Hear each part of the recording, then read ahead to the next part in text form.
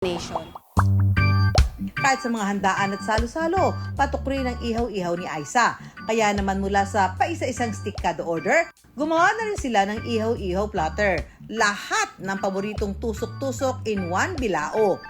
Usually yung mga orders namin mga offices, tapos naghahanap sila ng meron ba kayo nung set na, yung nakaset na siya na nakabilao para sa mga party nila, para mas maganda siyang ipresenta sa bisita.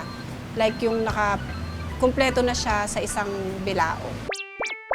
Kahit dating VIP host sa isang hotel si Aiza, hindi raw naging madali ang pagsisimula ng kanilang ihaw-ihaw business. Kaya nag-resign na siya sa trabaho at tumutok sa pagpapatakbo nito. Kasi gusto ko yung magkaroon ng sariling oras, yung hawak ko yung oras ko, tapos at the same time lumalaki din yung mga anak ko. So, mas gusto ko ng ako na yung may control dun sa oras ko. Ni-level up pa ni Aiza ang kanyang ihaw-ihaw products at dahil nakalagay ito sa plastic vacuum seal, sinubukan na rin ni Aiza na magbenta ng frozen pack sa kanyang mga regular customer.